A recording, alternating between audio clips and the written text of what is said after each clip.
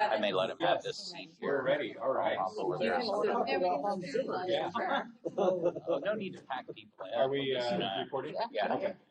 All right. Thank you, everybody, for coming. We are There he is. starting the Public Safety Committee for October 10th, 2023. I am here. Councilmember Baldwin is here, and sitting in for Councilmember Fullerton is Deputy Mayor Carter. Thank you so much. We'll roll right into item C, approval of minutes. I didn't see anything out of the ordinary there. Did you, Terry? I did not. Looks good to me. All right. Move those forward as written then. We'll go into item D. I mean, you didn't see anything, right? Oh, okay. I appreciate it. Figured you would have spoke up. Yeah. We'll go into item D, number 1, East Pierce Fire and Rescue Monthly Report. Chief Parkinson. All right, my report begins on page 3 with monthly stats and where we're at year to date. I'll point out a couple things that we're seeing in here and why we've changed some of the slides, and hopefully this will start to make sense. But if you're looking at slide 3, you'll start to see some data that seems like, well, Bonney Lake's getting slower and we're getting busier out of Lake Taps, and et cetera, et cetera. And if you skip to page 6, you'll see a different set of stats, which shows call volume or incident volume by specific units. And you're going to see that everything is up year to date. And so they seem to tell two different stories, which is true because they're just call volume in itself is not a good depictor of being busy or poor service or great service. So I'll point you to page 4 instead, which was the slide that we started adding this year, which really more looks at hard metrics on response times and reliability. So in those grids, the top grid on the upper left shows Station 111 First Due area. So that's areas beyond, includes the city of Bonney Lake, but also extends beyond. If you compare how we're performing in the city in the First Due area from 2022 to 23, you'll see predominantly things are getting better. In other words, it's all looking at how fast it takes us to get to responses. Those times are coming down. They're not going up. Even though those other slides would make it seem like, oh, we're getting busier, so that would mean things might be slower. If you look at the bottom left corner where it shows City of Bonney Lake, generally the exact same trend that we tend to be headed in the moving faster direction, not moving slower. And specifically on those, the top section of those say priority, so those lights and sirens calls, where the all responses can include non-emergent, and again, they kind of show a false story. If times look slower, it's that we may have just been in more traffic or maybe going on more non-emergent calls during that period, and we're not necessarily concerned about our non-emergent response time versus the emergent. And then next to that, looking at the center grid, which just shows reliability. That's just the percentage of time that when somebody calls in the Bonney Lake First Due area, that a Bonney Lake unit is available for response. Right now we're at 77%. Our goal is to be at 80% or higher, so we're trending a little bit below what our target is as far as reliability or available units in the service area.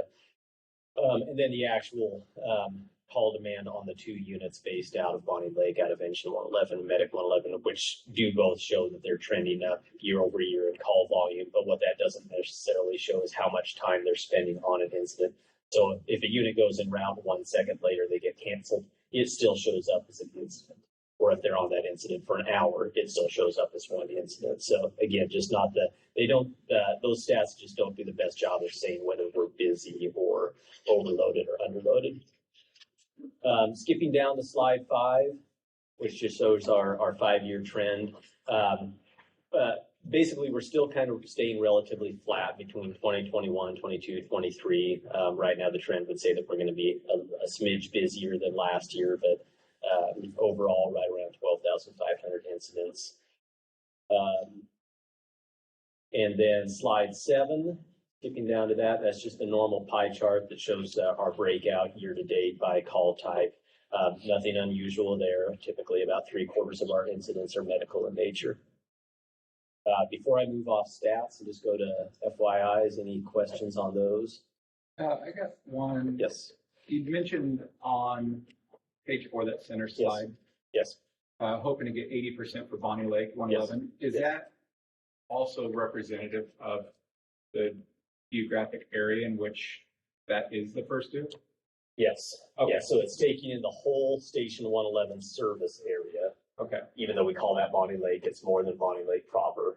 And saying if someone in that service area has an incident, how often does a unit from Station 111 are they the first unit to Oh, arrive? okay. So, and if they don't, then we consider that to be unreliable. Right now, some of the things that could be skewing that, and we do have some anomalies right now where due to the relocation of Station 114 on the West Lake taps over to the east side of the lake, they are now coming much further down and actually hitting some of Bonney Lake proper and some of Station 111's first due area before Bonney Lake units get there, which would make it seem, which statistically would come across as, oh, well, they're not a reliable unit. Somebody else is beating them in. Well, we've relocated a station during construction right now. So, are the first dues, do they overlap? Because I would imagine they don't overlap. Okay. They are hard. You know, one house can be in two different service areas. Because I can imagine Prairie Ridge being able to get to some of 111's first due faster than 111. And that is, and there are, for the most part, we've carved those out to where it does not happen, but there are times where we do have, specifically Station 112 is sandwiched in between Station 111 and Station 116 Foothill Station. And so where those rigs can sometimes beat others into their own service areas. And so it does, again, kind of skew stats. So. When I was at 93 in Covington, literally the back fence of our station was not in our first due. Yeah. So we could literally watch a fire happen 40 feet from our station and not get the call. Yeah. So we do. I mean, we're pretty active on doing cleanup to make sure that we're not sending. I think the View Apartments were a good example. I think that for some reason in dispatch, it was sending like the front half of the units were one station, the back half were another station. You know, and we eventually realized that, okay, that's mapped out wrong and it's be all this stations. So. Great, thank you. Anyone have any questions on those reports? Just on general FYIs, as far as stations go, our Edgewood station will be in service as of Thursday morning at 0800. So that'll be our first new station to go in service. It's been a long, drawn-out process. We're finally there. Thankfully, all of our other projects are moving along on schedule. Obviously, the one here in town, that contractor continues to perform outstanding. Right now, it's slated for substantial completion in May, which, if that holds up, that would put us in the building probably in late June or something like that after we move in. Our other facilities that are underway, our Westlake Tap Station is about a third of the way through construction. The Holly Station broke ground earlier in September. So they're just in the shaving off about 10 feet of dirt off that site right now and moving it off site. But so everything's underway there, and then our Prairie Ridge Station will break ground sometime in the spring. We have 14 recruits that are in various phases of academy right now. We have a split class this fall, so I believe we have eight in one class and 6 in the other. So they're in academy and should hit the streets in early 2024. And going through the budget draft process, so our finance committees reviewed the first draft, and budget will then go to the board for its first review in October and adoption in November. The current budget draft does have 2 additional medic units that would be peak activity units requested in there. If that's approved, that does end up impacting Bonney Lake in a positive way. Because most likely those 2 units, one would end up at Prairie Ridge, and right now the other one would end up in a Bonney Lake station. So it would actually have 2 medic units running out of it, which would improve the service levels for this area. So if it makes it through, then you'll find out those units will be in service hopefully by mid 2024. And if they don't survive the budget, I'll say they didn't make it. Thank you. That's all I have. If there's any questions. And a great retirement party for Chief Matt. Yeah. Yes. Last month as well. Yes. Yeah, it was a great turnout. Thanks for coming. Yeah, thank you. Thanks for inviting me. All right, we'll now turn to item number 2, Chief Perry, welcome. Thank you. It's a pleasure to be here. I would like to say most of this report, 95% of it was before I got here. So we're just going to put that on the Chief Jeter's lap, even though he was already gone. Great numbers. Wow. Actually, looking through the patrol activity and look at the crime statistics, I was actually really surprised to see year-to-date 2023 versus year-to-date 2022. We're actually seeing significant drops in crimes like larceny, for example, which really surprised me. Motor vehicle theft and stolen property offenses are pretty consistent with where they are last year. We are still seeing, as you see from one of the synopsises, a lot of vehicles failing to yield.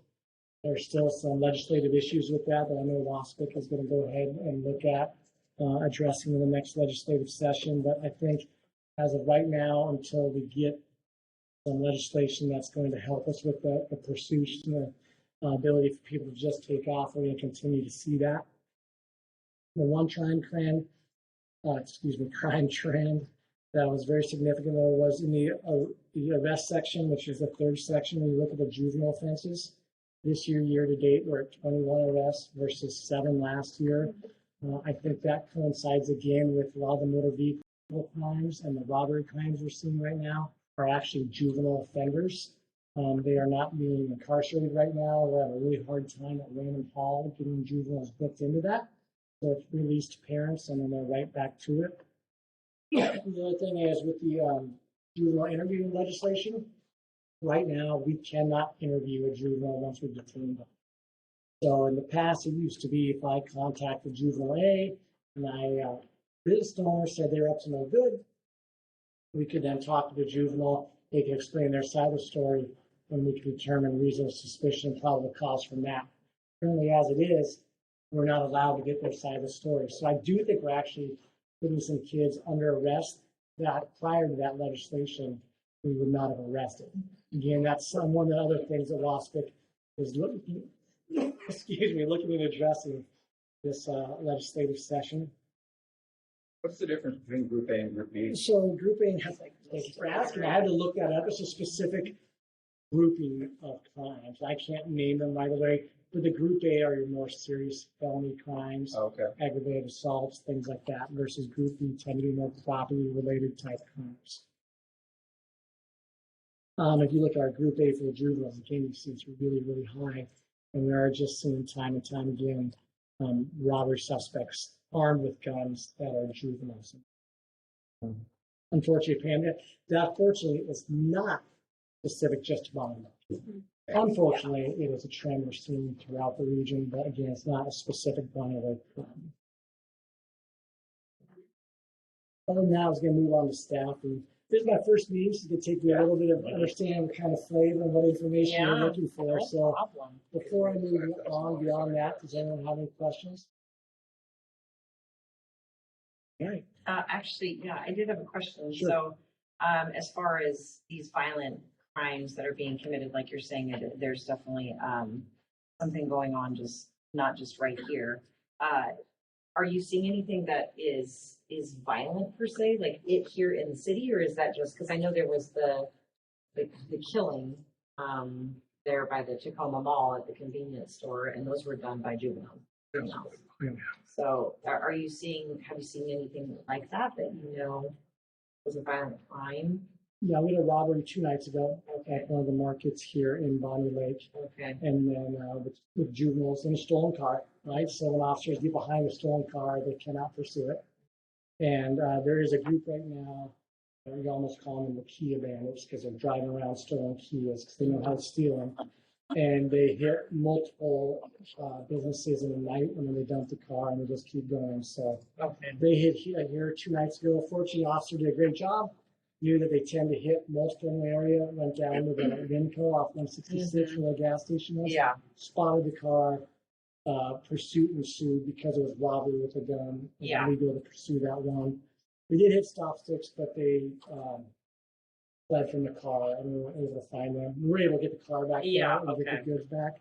But then last night, Trial had the same thing happen, which then came up through Bonney Lake and all over. So Looking at the pictures again, it's juveniles with guns doing the robberies. And we are having an issue where Raymond Hall, even for robberies, doesn't want to accept juveniles. Really interesting problem we're having. We're working with Raymond Hall in the jail to figure this out. So I guess then my other question becomes, in regards to the juveniles, at Raymond Hall, what is their threshold then? What are they telling you guys that they will book and take? We are still trying to understand that ourselves. It is very hot. Yeah, it's a very hot topic right now with all the police chiefs, and we'll have a meeting next week. Okay. And that would be something we're discussing again is what are we going to do when the juvenile detention facility is telling us no? What options does that leave us, and how do we work within that? Yeah. Option 2. All right, thank you. I'll go on with staffing real quick. So we currently have 2 vacant positions within the police department, and we're starting a really aggressive hiring campaign because it does take a long time to get through the academy and to get them trained. I don't want to wait any longer. So Brian Sandler, Human Resources, is awesome working with us as part of that larger hiring team, and we're gonna hopefully gonna see if we can make a dent in that very soon. Are those entry level? We are looking at entry-level candidates right now, exceptional, and lateral. So we are looking at all 3 levels. Is this due to retirement or? I think these are the 2 new positions, aren't they? That we. Oh. Budget. We have positions in 20. Yeah, Yeah. in 23, yeah. Yeah. Yeah, Chief wanted 1 and we gave him 2. Yeah. So I think it was coming out of the budget amendment, right? So Yeah. Yes, can you? Do you have oral boards or anything scheduled at this point for those? Yeah, or? we've done multiple oral boards already. Chief's interview today, we have another chief's interview scheduled for tomorrow, and then next week we have more oral boards scheduled. So we're running continuous lists instead of trying to expire one list. We just keep this going on. And I think continuous list is a much more efficient way. Want to tell everyone about the badge you're wearing? Oh, sure. This is actually Chief Jeter's badge because I was able to order mine in time. In October, the police department wears pink badges for officers that want to participate. We just have breast cancer awareness. And then we have a link on our webpage too for people that want to donate. We can go straight to the police department and donate that way. Okay. Thank you so much, Chief. Thank you. All right. I'm going to go to item number 3 on reports. And that is the Emergency Management Monthly Report. Regine. Okay, not a ton of new stuff in the report this month, but as promised last month, the satellite phones that came in were distributed to most of their users. The chief is on board now, so we're going to meet next week and get him his phone and discuss that. The Emergency Management Committee is working together to draft policy around usage and maintenance and operation of the phones, so that will be in place. And then we set a training schedule for them to make sure we can actually use them when we need to, which will be part of our monthly meeting. So that was kind of our highlight for the month. And then I did promise you guys a date for save the date for the Lahari evacuation exercise with the school districts here in the east part of the county. That date will be March 21st. Oh, it says 2023. My apologies. 2024. Time. 21st? What's that? 21st? March 21st, Okay. 2024. And timing of that still to be determined because throughout the county, the school districts are getting ready to start a reunification planning effort to draft their plans around reunifying students with their families. And so some of the districts want to include that component in that exercise. So we're holding off on establishing an exact time for the exercise just yet until we know how long that they need for their play. So as far as the report goes, that is really the extent of the report for new material. Do you have any questions on that? With the Lahar evacuation, will this be similar to what was done last year? Will there be new components now that you guys trained on that? So there will be a couple of new components. One would be the reunification piece. And so there might be a piece of that that happens at the middle school here. Okay. But more so, what we will be adding is logistical support. And so what that means is, as part of the Lahar Rapid Action Plan, we have these established evacuation locations throughout the east part of the county, and the middle school is one of them. And so we have already pre-drafted resource request documents. So we're kind of already pre-planned resources that we expect they'll need at those sites to support the influx of students, adults, anybody who might show up. And so we're actually going to practice the process of requesting those resources from the county and working that way, as well as testing the amateur radio network. So. Is it that school because they're coming up Corliss Hill from Yes. somewhere? Okay. Yeah, exactly. But there are, in the plan that's available for review, there are, these locations are all over the east part of the county. So wherever, depending where folks are down in the valley when they need to evacuate, Yeah. it'll dictate that. Great. Yep. You don't have any questions? Yeah, I guess my question is, because I did the hard. Yes. And so, I think the thing that seems still a little gray is the reunification process. And so are there things that are going to be coming out to the different schools as far as what to do? Because that all seemed very much like in the air still. Well, We weren't yeah. sure what we do once we get the kids where they need to be. You're one of the closest schools too. Oh, man, yes. I'm a little. The reunification, yeah. The reunification. Just run. The reunification piece is huge. And honestly, Yeah. I mean, you're well aware, this comes up all the time, not just in Lahar incidents. Yeah. And so, actually, next week is the kickoff for that reunification planning Okay. effort. And so there's not a whole lot we can do as emergency managers to tell you guys what to do in Yeah. that situation as educators. Yeah. But, the hope is that through this reunification planning process, Mm-hmm. the schools will be able to draft those plans and then we can incorporate them into the exercise. Awesome. Okay. Yeah. So that's all for the report. Any other questions about those components? Okay, so just a couple of other quick things for you guys. There is the high profile trial happening at the courthouse for the Manny Ellis incident. And so I am working closely with Pierce County Emergency Management because they are activated along with the city of Tacoma to make sure we're maintaining good situational awareness throughout the county so that if we become aware of any potential demonstrations or anything like that, we could notify everyone in a timely manner. So just to kind of make sure you're all aware of that. And Chief, I'll make sure if you're not already receiving the information, we'll talk about that next week too, so I can make sure you're getting the briefings and such. I'm going to all the intel briefings every Perfect. week, so. Yeah. Also, we are seeing a little bit of positive testing for COVID in the city. And so we've made a resource request to the health department to get some COVID tests from them. We're expecting to get about 50 or so this week from them so that we can use them where folks tend to be showing up and then testing positive. So those will be in, I was told they would be in before the end of the week. So I don't have an exact time yet.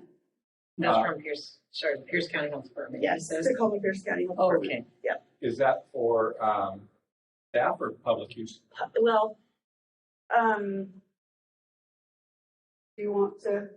go Yeah, ahead? so what we've been seeing is at the senior center, Oh, okay. some of our patrons to the senior center have been showing up and, my wife was sick, but I'm gonna come to the senior center and, they get checked and then they're testing positive. So the senior center had actually gone out and, using city funds, bought tests. And then we contacted Rachel and worked with her to get, free tests through the health department. For the seniors. For the senior center. Okay. Yeah, some of them I'll be maintaining here, so in case someone shows up in the lobby or, we need to get a test Yeah. somewhere, we can do that. And just to piggyback on that, you may have seen, last week we closed the senior center for a couple of days, and it was because of that, because we were seeing an uptick in positive cases. And for everyone's safety, chose to close the senior center for a couple of days. And then the last thing, just as a reminder, our comprehensive emergency management plan is due to the state by December 31st this year.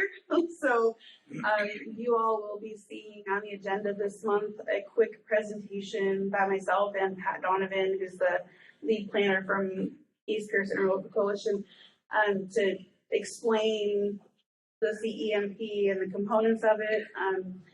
It's the additional component to that is we need public input on it. So opening it up at the council meeting and then making available, an email address or phone number where folks can call with questions or comments to the plan is another side of that presentation. So that will be coming up this month. And who's that due to? The state or the county? State. State, okay. Yeah. Have we always had that requirement? Yes. Oh, okay. We just normally copy and paste? Nope, No? we have not officially adopted and updated Oh. CEMP since Oh, the 20 years. 2000. Yeah, okay. Oh, Yes. well, Since before 9/11, so much has changed. And that's all I have. So the year you were born? No. Yeah. I wish. The year I was in there. Oh, okay.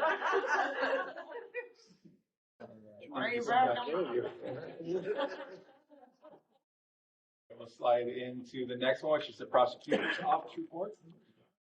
Thank you very much. So the report for August, or excuse me, I should say September, we had 35 arraignments, 112 pretrial hearings. We had 38 contested infractions and a total count of 491 hearings for September. So the arraignments, 35 arraignments, those are all new cases that were filed. We had the 112 pretrials are ongoing cases that we're having hearings on, trying to negotiate with defense counsel. And the 38 contested infractions, those are people that were pulled over with like a speeding ticket or something like that, and they are contesting it. They're not just paying the fine and moving on. So that we represent the city for a total of 491 hearings. Kristen was out for part of the last week or all of last week, so I don't have a total for body worn camera hours.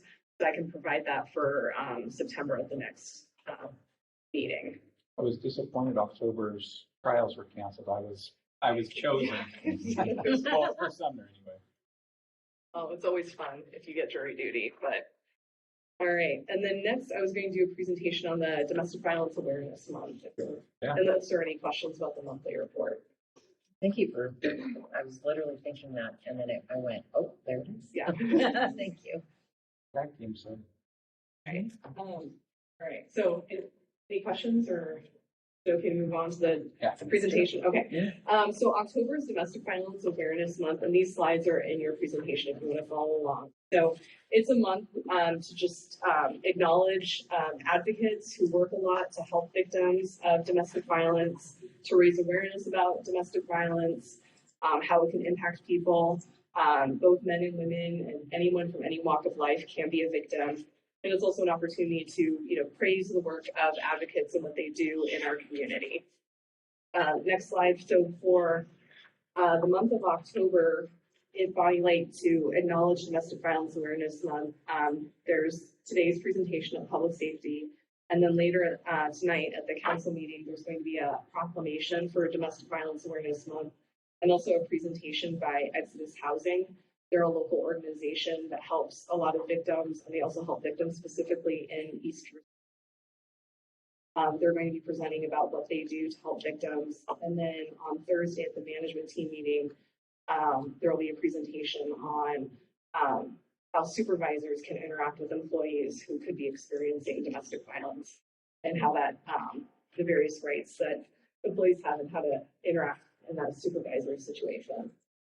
So domestic violence is a crime committed by a family or household member against another family or household member, or intimate partner against another intimate partner. And that's the legal definition that we in the prosecutor's office look at when we're charging a case. more of the like psychological definition that advocates or people who interact with DV think of as more of that intimate partner violence, where it's a spousal relationship or a dating relationship. But generally speaking, under the legal definition, even if it's a parent to a child or adult child, that can still be charged as domestic violence. So what we normally see charged in Bonney Lake as domestic violence is assault 4th degree. That's like a hitting or slapping. Malicious mischief 3rd degree. Examples of that would be any kind of destruction of property. So maybe throwing a plate or glass, punching a hole in a wall, getting a baseball bat and hitting a windshield of a car or the front end of a car. Harassment would be making any sort of like a threat. Violation of a no contact order. If a court's issued a no contact order, which means person A can have no contact with person B. If person A violates it, we charge that, and that's considered a domestic violence crime. And interfering with reporting. So that would be, for example, if there's an altercation and one person takes the cell phone away from the other person, prevent them from calling 911. That's to report the crime. That's interfering with reporting of domestic violence. On to the next slide. So the cycle of domestic violence and exodus housing, we'll talk about this later tonight. There's kind of just 4 different parts. You'll have the tension building, the violent episode, the makeup honeymoon phase, and then the calm phase. A lot of time in the law enforcement prosecutor world, there's been this really violent incident. And then immediately after that, there's that makeup honeymoon phase. And this is where a lot of frustration can happen, where there was this really violent episode, and then immediately they're in that honeymoon phase afterwards. And so that can be where, especially at the misdemeanor level, we can have victims who recant later or choosing not to participate in prosecution. It can become frustrating to working with the victims, but we do still have a duty to help protect the community. And the studies show it can take up to, on average, 7 attempts at leaving before a victim finally is able to separate themselves from that relationship. And that's the average. For some victims, it could be less than for some. I have a question. Yeah. I know in some of my familial case and things like that, that the state then became the victim because, like you said, there was the violence, and then they wanted to go back to the makeup and honeymoon, but they couldn't because the state became the victim. Like they didn't allow, because they didn't want to. I thought that was something that when there's a DV, Like the you go state to versus Joe Smith. yeah, because the person doesn't want to be the victim. Then there's a no contact order that's created. They separate the parties, and I thought if there's violence too between, when the police come to respond to it, a DV incident, and there's aggression, then they remove that person without. That was. Like thinking of something. You're very close. Okay, So, I feel like I'm The saying state some doesn't actually version. become the victim, but the Okay. state can still charge even if the victim does not want to move forward. Okay, there we go. Yeah, so we are not victim driven, like way back in the olden days. Yeah. If you were a victim of a crime, you actually sued the defendant. You sued them. There was no prosecutor as an Gotcha. agent of a government. Okay, And so because of that holdover, a lot of times people think, well, I, the victim, am saying I don't want to go forward. Why are you going forward, prosecutor? okay, So the prosecutor can still make an independent decision, even if the victim is saying, absolutely, I 100% recant.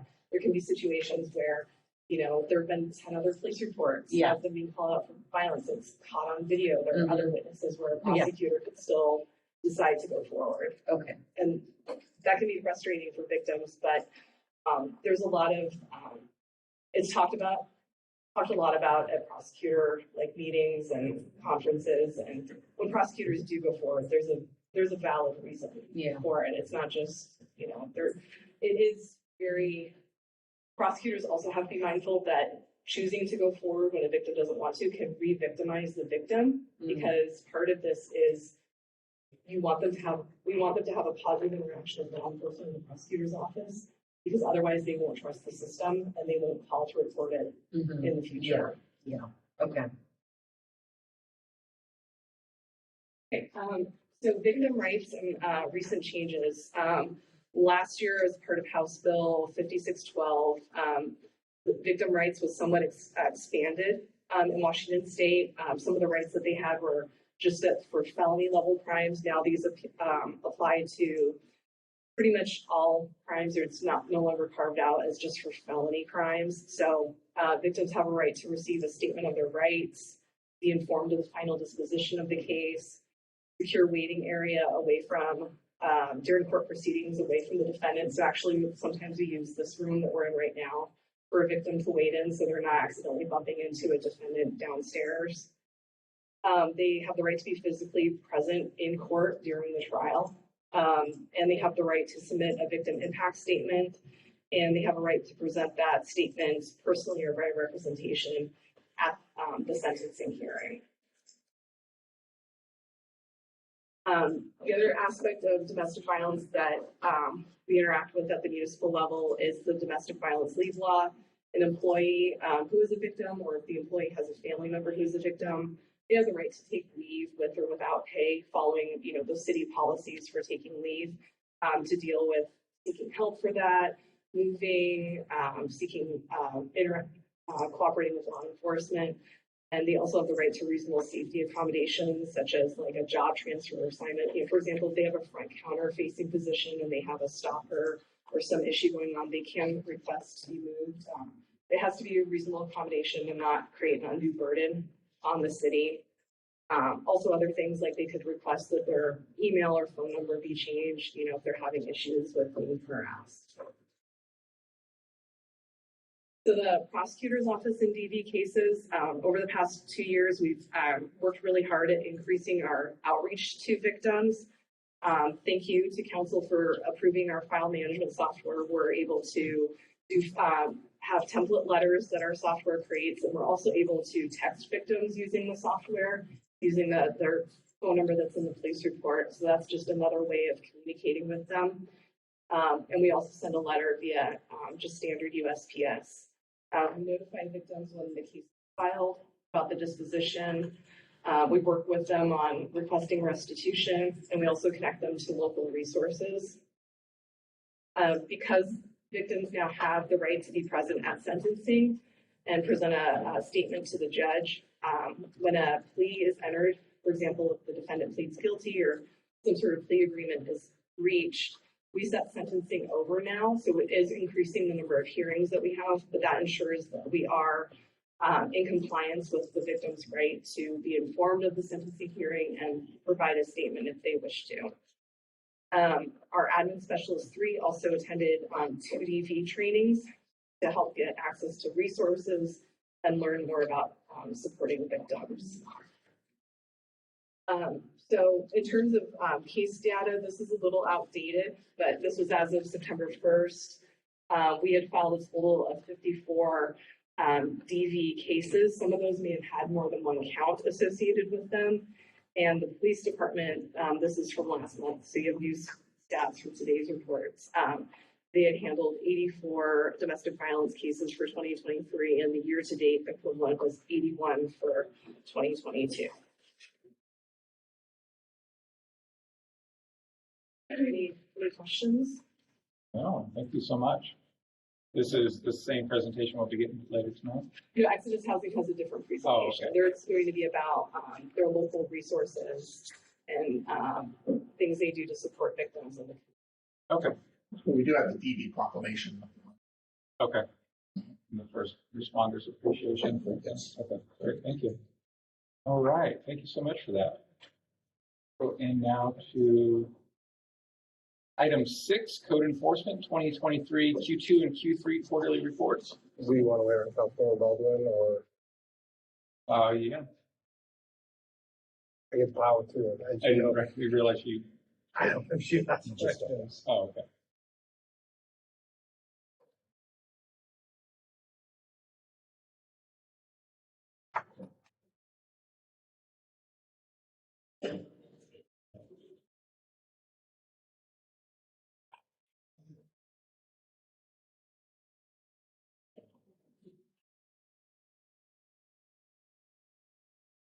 So Chief Parkinson, do remember that when you vacate the premises, there's that walkthrough of the landlord before you get your security deposit back? Hey,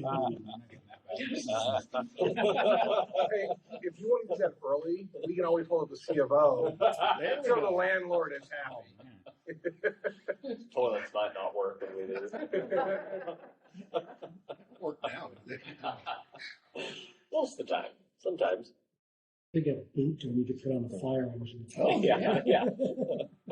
Rent was $1 for a number of years, so I can't imagine the security deposits is that Yeah, much. it's not a dollar. Security deposit. No, I know. About 100,000 more than that.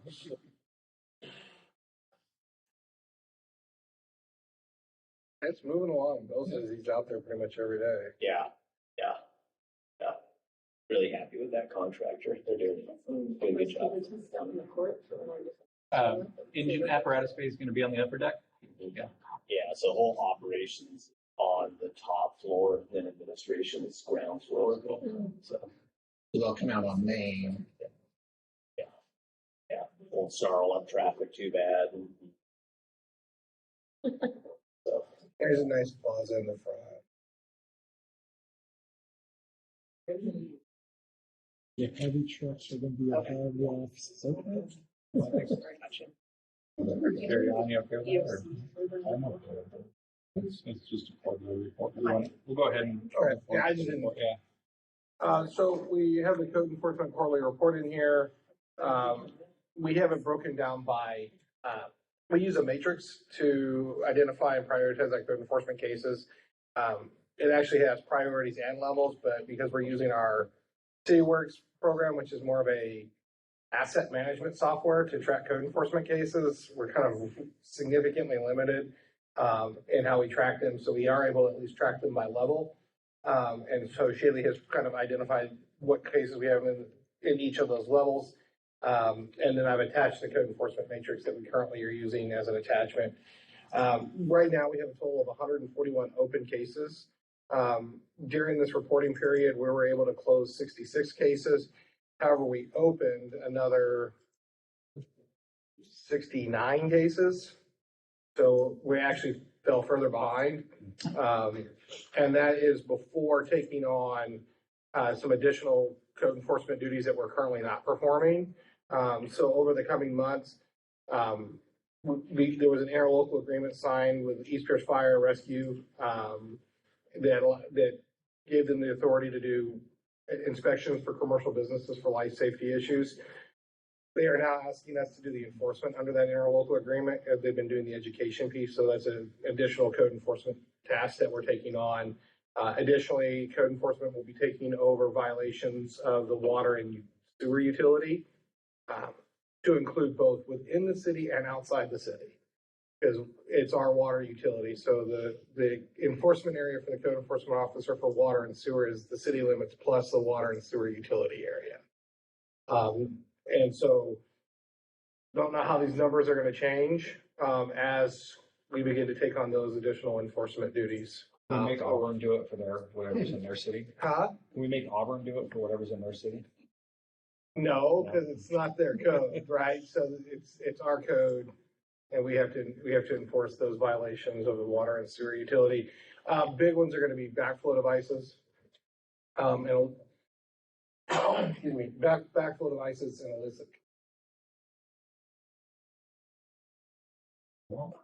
And then kind of things that we've got coming up, we are doing we did put in our, the collections we've done so far.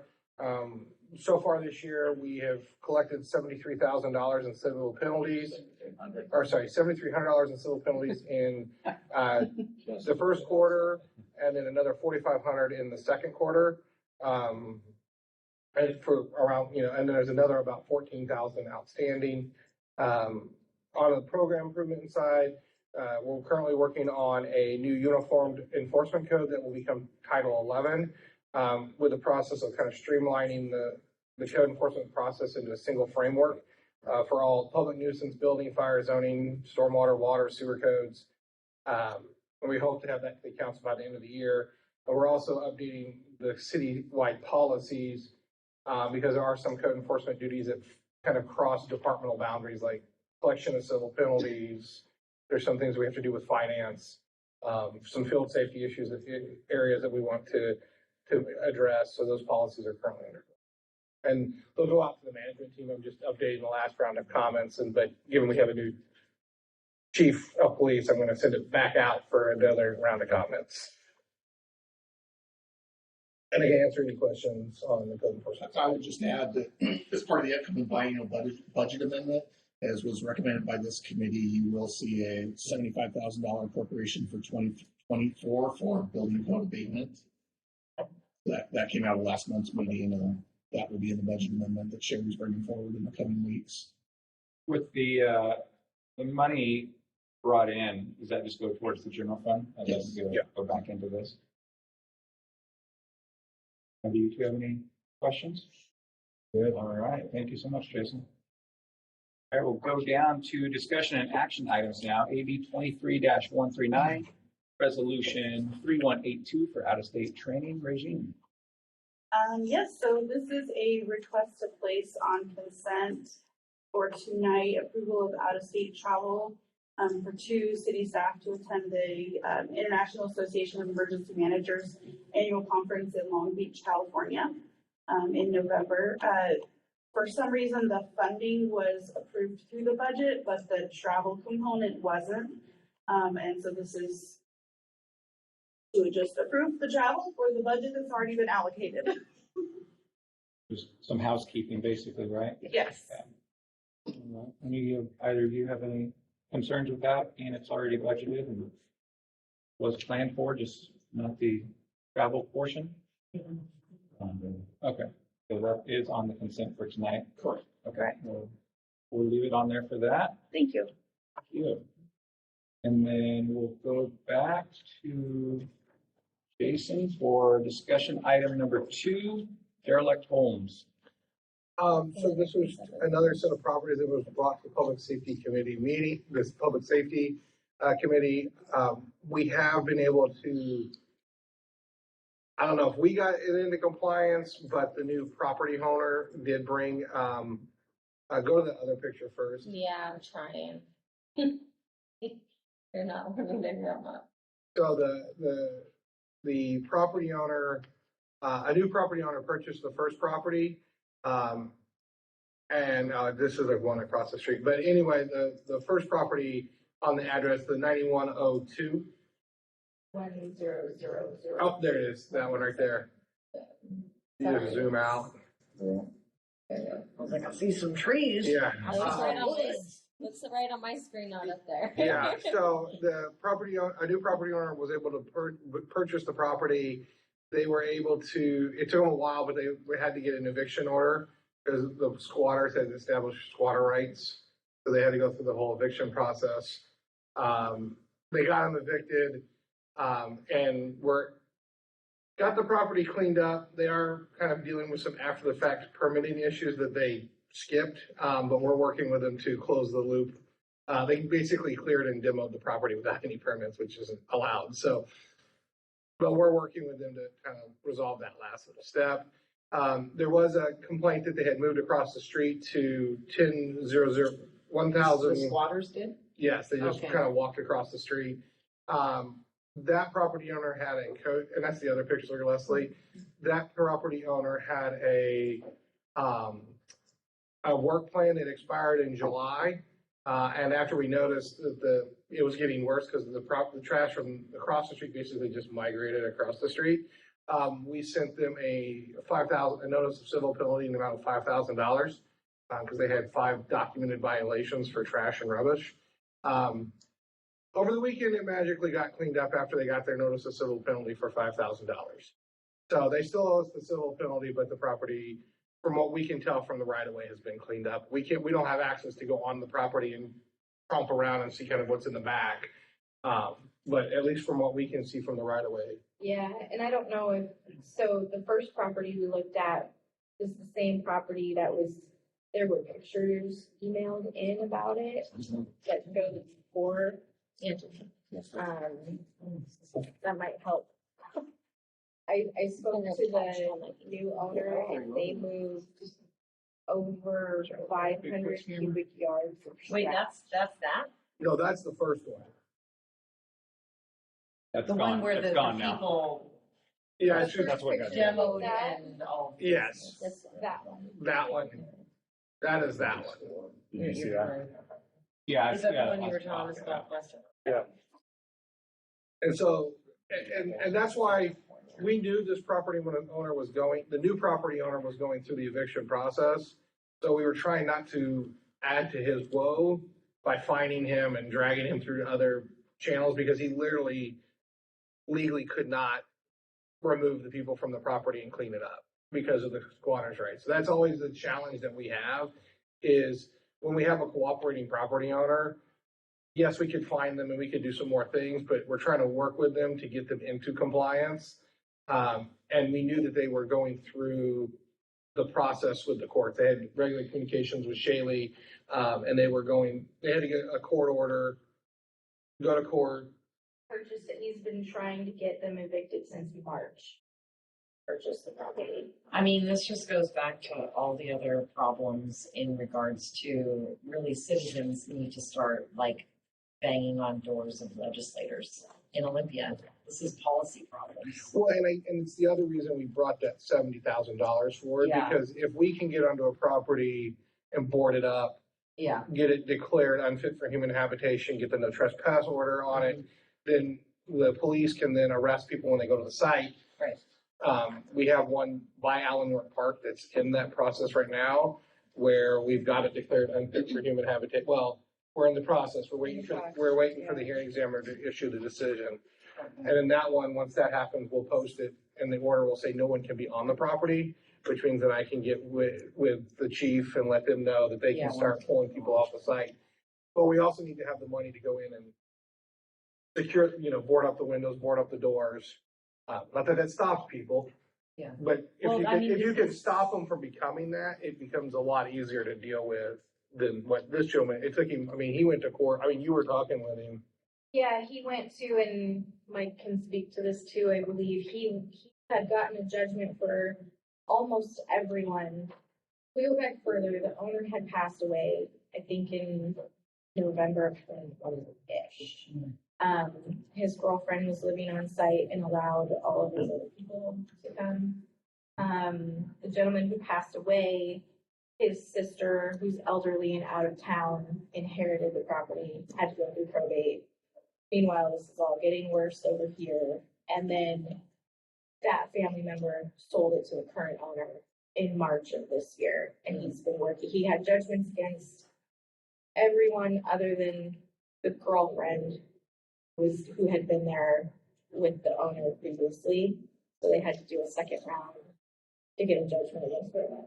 So that she could be. So that she didn't allow everybody back on the property. Okay. And these structures are no longer there. Yeah, and that's the part where. The home was eradicated. Yeah, and that's the part we're working with the homeowner. He should have gotten a demo permit to legally take that building down. So we are. He submitted, He I did. talked to him today. Okay. We're closing the. Fact demo for Yeah. us. We're closing those loops, but it's cleaned up. Now the big issue is kind of just talking, making sure it doesn't become another problem. And then, like I said, the across the street owner had a work plan, and we'd given him 6 months to clean the property up. He owns it, but rents it to another group. It never got cleaned up, and that work plan expired in July.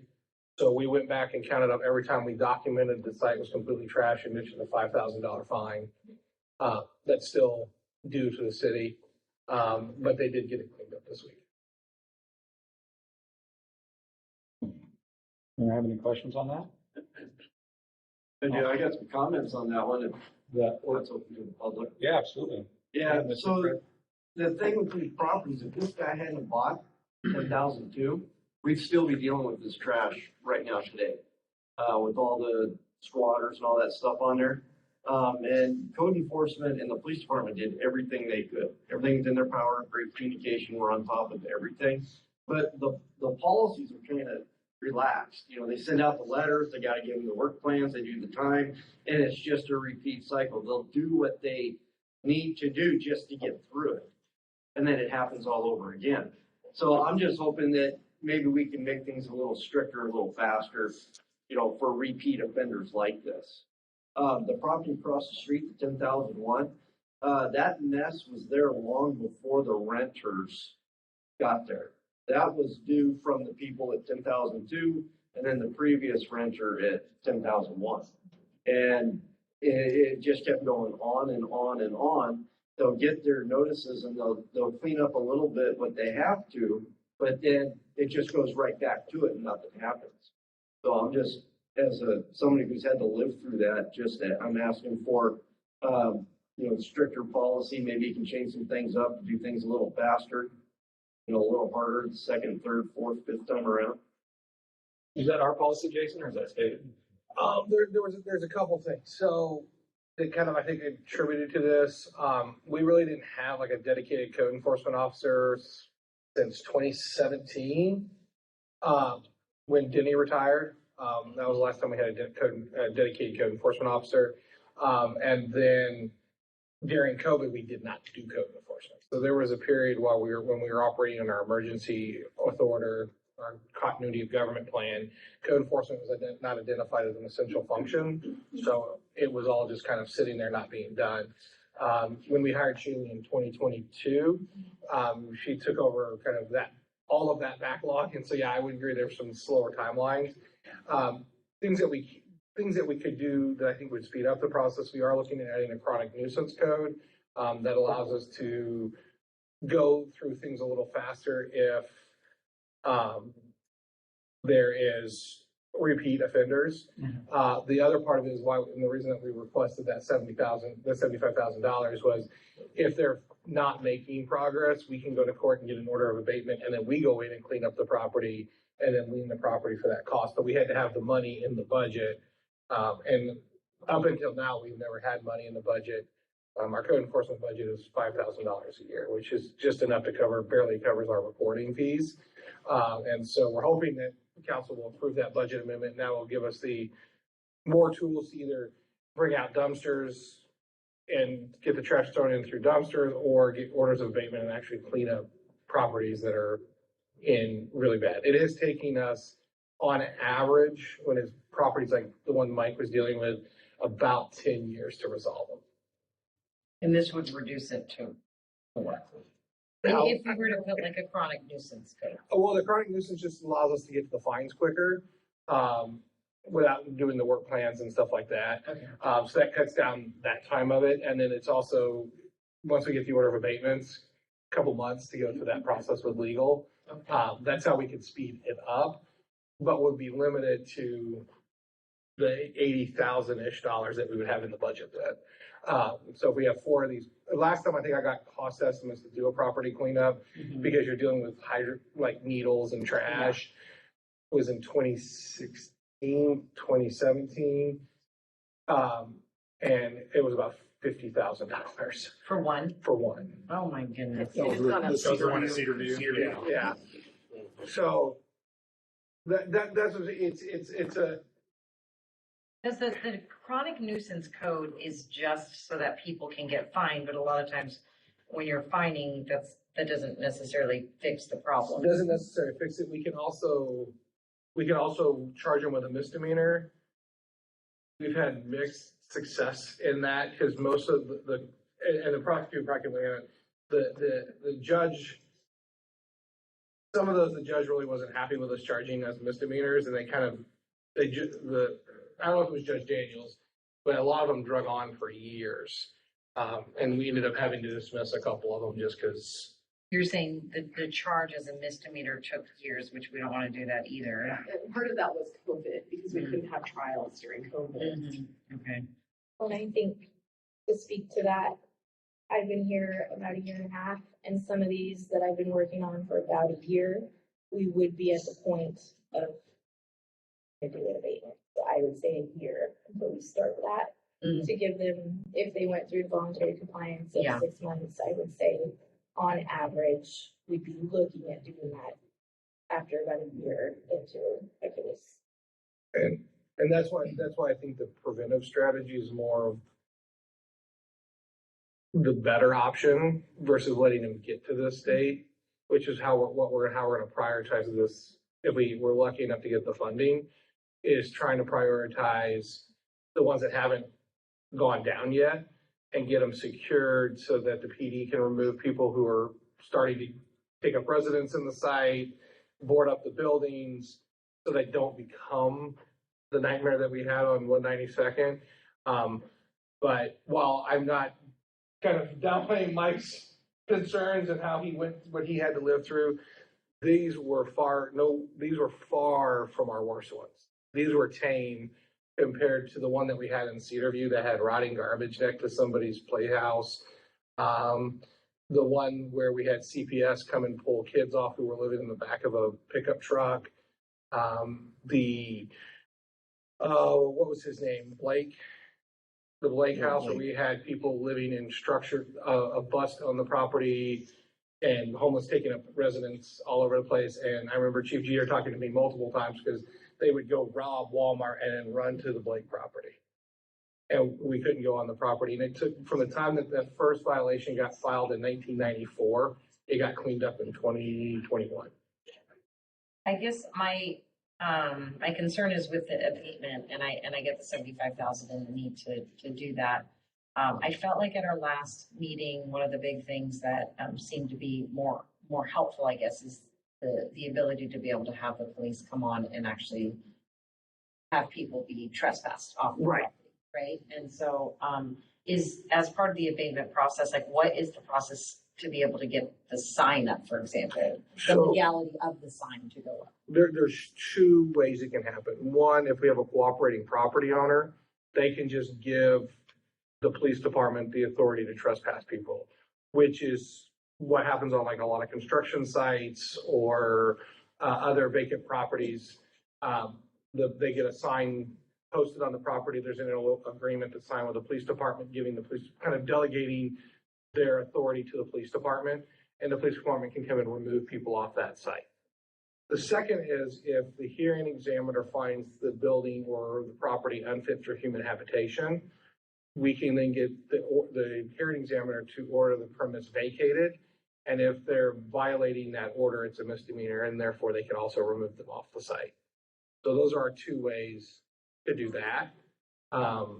Is there a better way to do that, or is that the best way? That's the best way, or getting an abatement order through the courts, which is, those are the kind of your three ways of getting there. A is the fastest, B I think is the second fastest, and third is the slowest, because you have to have a court date go into Superior Court. But there's no barrier in the way of doing that, right? Cost, because because the other part of this is once we start these, we have to bring in Jennifer to help with the legal side of it, and so we're running a lot of. That's why if you look at her billable hours, there's a big chunk for code enforcement, because right now she's helping us get these dealt with. But then if we're going to Superior Court to do things, there's additional legal fees. So we're trying to use that money not to clean up properties unless they are really, really bad, and target the ones that because we've gotten most of the really bad ones cleaned up, I think Benning's our last really, really bad one. Yeah. And that way, from here on out, is trying to do that preventive strategy where we get it posted, we get it boarded up. And a lot of times the ones that get bad is when there isn't a readily identified property owner. So with Benning, the prosecutor shaking her head, he was in court with the prosecutor on multiple different violations, but he passed away. The property then went to his girlfriend, and then his girlfriend passed away, and now all the family members are saying, we want nothing to do with this property. So the property's out there without kind of a legal responsible owner.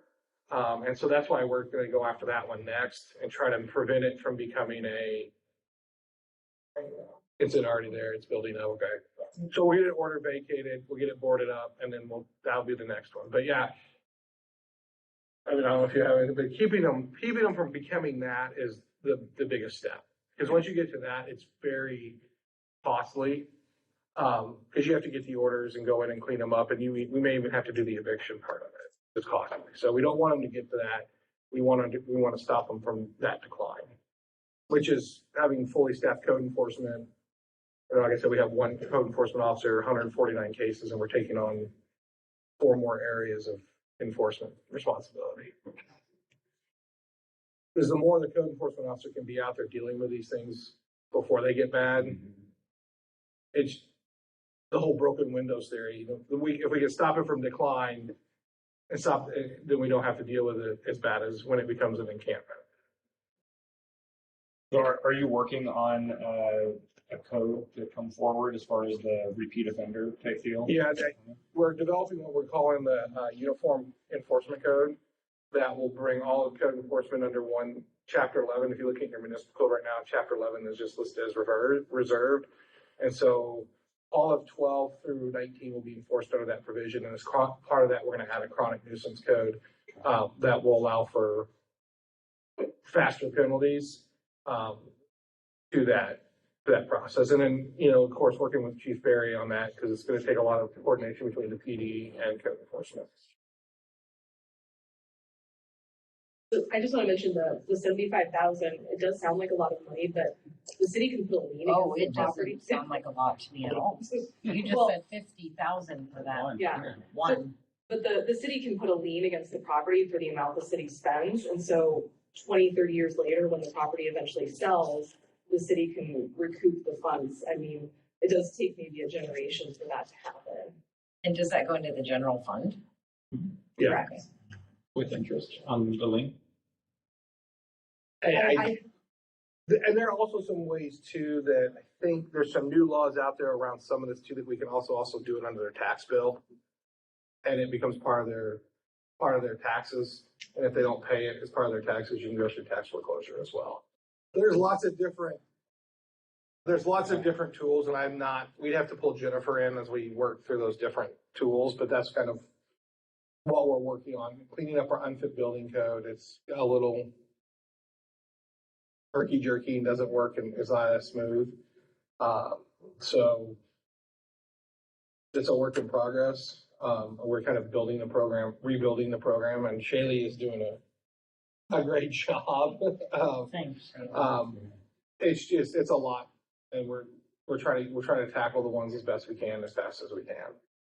I think we would all be for whatever's going to help you guys take care of those issues.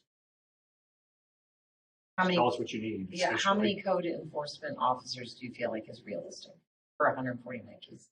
2. Shaylee and one additional person. Would you agree, Ryan? Yeah, and I have put together a request. John and I have been talking, Okay. and at some point here, I believe Brian said that talks start with the union first, I think. But to obtain an additional code enforcement officer.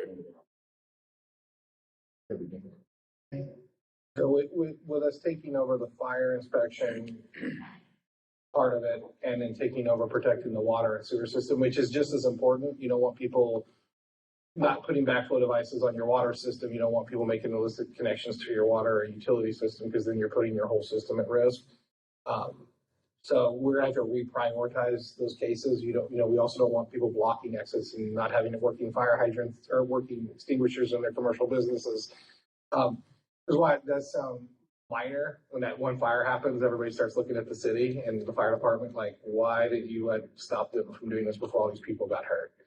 So that's why Ryan and I have talked about having a second code enforcement officer to help Shaylee be able to tackle this problem. Because we get new requests every day for people wanting us to look at stuff.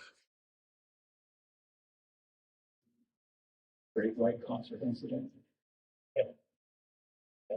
Right. Yeah, there's tons of them. Anyone else have anything? All right. Down to open discussion now. Do you have any? So I sent an email, I don't know if you saw it, to the public safety deal in regards to a resident who was complaining about a vehicle that ended up in her yard. It was over off of Angeline and Veterans Memorial Drive. She states that there's been this has happened several times over the years. I think she said it before. You said you sent it in an email? Yeah, I think I sent it to the public safety, so I didn't know if it came through or not. Oh, Apparently, Yeah. okay. So there's a gal over here. I mean, she saw it. He was able to look it up and see that it actually does appear to be city property, where she's asking for a guardrail because there several cars have come through the area and almost hit kids, other family members or whatnot. This last one supposedly had a rifle in his car, and so they were just freaked out, obviously.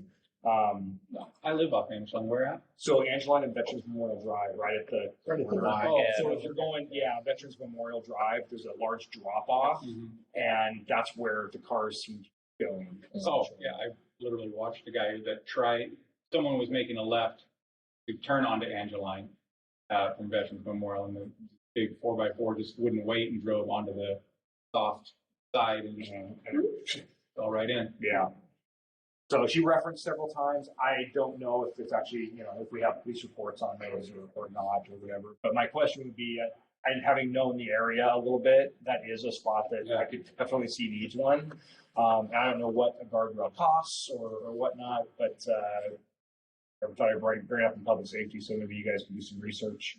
Just to give you an example, the one that was just installed in Church Lake there on that 90-degree curve, they're approaching West Taps on Church Lake. Yeah, we that just was that other house. there was the other house and fence that kept getting hit. The length of guardrail we just put in there, I think it's 70, 80 feet, and that was 14,000.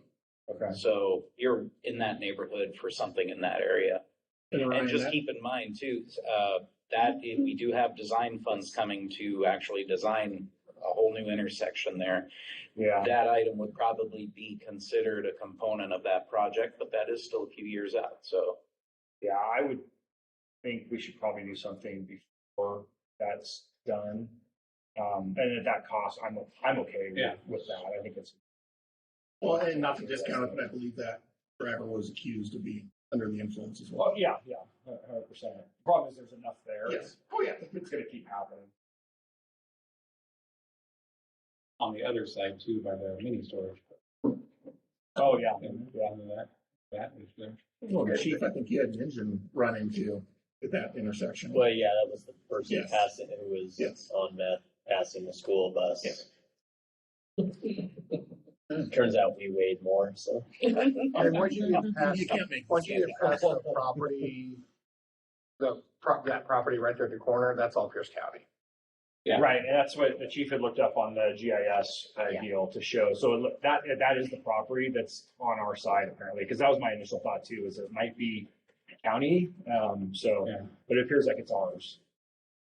So yeah, if everybody's okay with that, if you guys can look into that. It's the house that's right on it. Yeah, it's obviously like lots of things, it isn't a budgeted expense, so we'll have to evaluate where we can pull some funds from to do it. Buckley or Kelly Farm Yeah, I see around that. the corner. Yeah, It'll be on the left, if you're coming from Kelly, So headed towards Bethany. So Yeah. So it'd be like Yeah. right southeast there. corner. Okay. Oh, okay. My example was on the north side where I saw him cited. Oh, yeah, this one is south. At the end before it curves. That's what you were thinking. right? Oh, Straight. on Angeline. I was thinking. Yeah, it's Angeline, Summer, Yeah, right off their Buckley. property line. All that other right away. Speaking of guardrails, are we replacing the one over by Victor Falls? Is this the one that extends up by where the Oh, yeah, something. the pump station is for? Yes. Yes, Yeah, yes. yeah, I'll question that with maintenance and operations, but yeah, we would be replacing that. That's What the, was going on that road anyway? Is that not us? They were doing some directional boring. yeah, Yeah. They were like, What looked they're like they were putting running in. fiber. that road is all county, so. Oh, okay. And actually, being all county, now that I think about it, that guardrail would be their responsibility as Oh, okay. well, so. I have a question then, just on that curve right there, passing Church Lake on the left and then you know how it curves to the right. Is there a plan to install a sidewalk there at any point?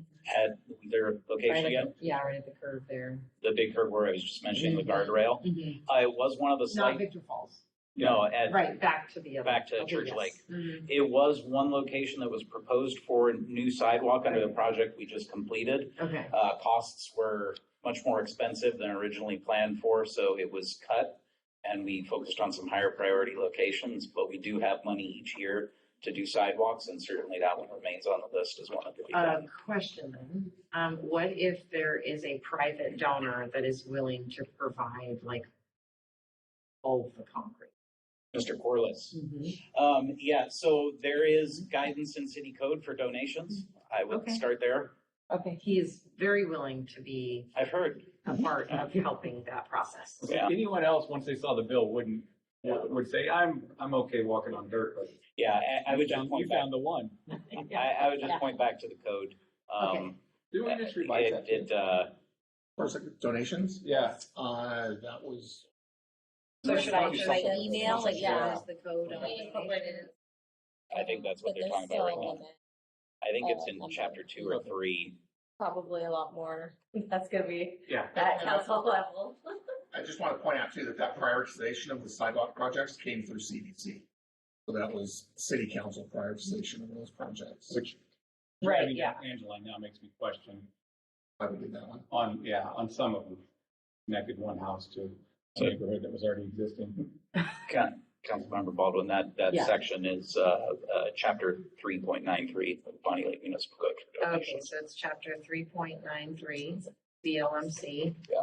Okay, And then the council will get another look Yeah, at the I think it's best prioritization when we bring the traffic, the new mobility plan through council next year. so just to make sure, what is the next step then? I'm looking at the code, I'm checking to see what. Yeah, at this point, that's information that you could pass along to anybody who's interested. We haven't gone through design yet. It's a little different than normal to accept a donation for concrete and a public work. Mhm. So I've never done that before. Okay. I don't know if that's, Would I talk to Jennifer? Like, I guess I'm trying to figure out, who do I talk to next? actually, I don't know that, Refer it to CDC, right? that's possible, but given that we haven't even done any design yet, the There next wasn't steps one are kind from of, before, once it was. we did not complete design for that section. So, It would be much more cost than just the cost of the concrete.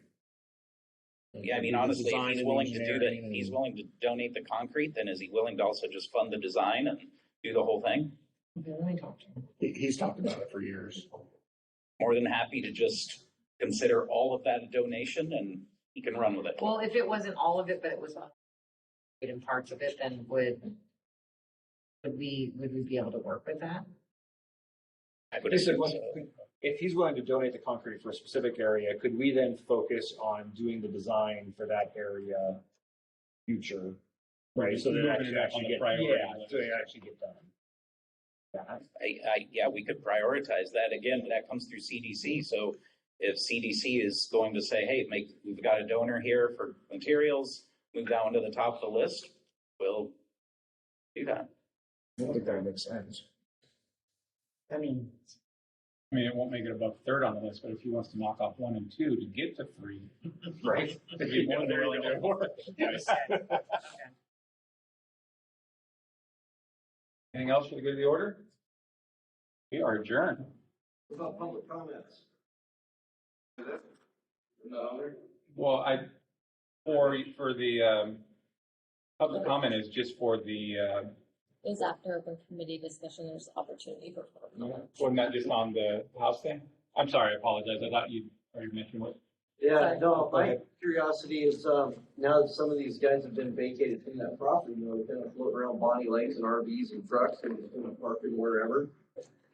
Is there any kind of policy or anything that can be done about that? Is it just kind of, Depends on where they're parked at, really. well, it's between Walmart, next to the, movie theater and then over here at the park and ride, they just kind of float around wherever they can. Stay for a few days, move around. So all of those are private property. Yeah, it type depends on the deals. policy So of the you need private. the owner of the property to tell them to leave essentially, and then the police can back up whatever they're telling them. But yeah, but if you're seeing problems like that, trying to figure out who the property owner is and then contacting them, and then they would then try to contact. Well, I'll jump in a little bit. Yeah. It is a little bit of a game they're doing, so we do have a community support officer. When Right. people call in, we're getting out right away, contact them, trying to provide them with services, and then also working the enforcement angle, so we're doing it from both sides. And then that part of that is contact the business, find out who it is, do a trespass agreement, and then they move to the next parking lot. So please keep calling us, because we try and get on that right away so we don't get any more established camps. And then hopefully we'll be able to connect them to some social services and move them towards those areas. The problem too is that not all private businesses will cooperate too. And so that's part of the problem. Especially the larger ones where Yeah. they have corporate offices. Where the person at the top is way, way up here. Yeah. Yeah. If you get calling from CJ's, she's gonna call and get it right. happened. Yeah. So if we move every couple of days. So local businesses. Yeah. Okay, so then now I have another question. Does the city of Bonnie Lake have a panhandling law? Yeah. Those guys who are always standing out there by Jack in the Box or I saw. Again, but Walmart that's with their only kids and enforceable on stuff? public property. Well, if they're standing on a side, what was that? Again, that's only if they're on public property. Right. The Jack in the Box is not, Well, the sidewalk out there on 410. I don't know where that jurisdiction, I know the island falls back on the property owner, right? On some of them, yeah, there's Yeah. there's a couple of the complexes, like the first 20 or 30 feet is public right away. But some of the complexes, like where the Arco was, because there was that sign Right, yeah. issue that got put in front of the Arco, that median's actually not in public right away, it's all private. So when they were standing there, it looked like they were standing in the street, but they were actually standing on private property. And correct me if I'm wrong, I believe our panhandling ordinance is an aggressive panhandling ordinance, not just a general one. If they're just standing there, I don't think there's anything. If they have children or pets or are aggressively approaching windows, then there's something we can do, but just generally standing there with a sign on public property isn't enforceable. Yeah. And that's because of First Amendment rights, like the Supreme Court has held. So there has to be an extra element of they have children or they're continuing to like harass a person after they said, no, I'm not giving you money. If you're on private property, then, could you then contact, I'm just trying to think as a citizen. They So, could probably be they- trespassed. right? but could they contact the business and say that they don't want somebody there and then that business do something about it? So that business could trespass then. Oh. Yeah, you get into some Right. really That's an option. weird areas here where a parking lot is typically open, right? And so unless you're going in there, and correct me if I'm wrong, chief, but like, you know, if you're on an open space that's normally open to the public, it's very difficult to have it. You can do the trespass thing. So, I don't know how much you'd be able to enforce that. Right, it's really hard. I mean, if they've opened it up to the public and they allow the Girl Scouts to go and ask for donations, they've are under Washington state law, they've opened it up to the public. That's where you can get people with like the, initiative signature gathering on, in front of Safeway or something. Like Costco, for example, completely locks it down and doesn't allow anyone on. They do, yeah. I broke down one. You're not on property. And I believe specifically where the movie theater is at, that's all owned by Kroger, that property, right? Yeah, it's actually. There's a The corner. Bonnie Lake Buffalo LLC. LLC out or of New York something City like that owns like the Fred Meyer and part of the kind of attached stores, but then there's like 3 other properties. Yeah, and these are all LLCs that are untraceable back to some corporation, S corp type thing where. Because if you'll remember when we were doing the commercial development there for Costco and everything, we were trying to get a connection between, Fred Meyer and Costco, and that LLC that owns that property wouldn't even talk to us. So, Yeah, because it was supposed to go through and Yeah. just to drop them off. Yeah. Trappers right there, wasn't right, it? yep. Yeah. Anything else, Mr. Fred? Nope, that's it. Thank you. All right, and I guess we are adjourned. Thank you. Yeah.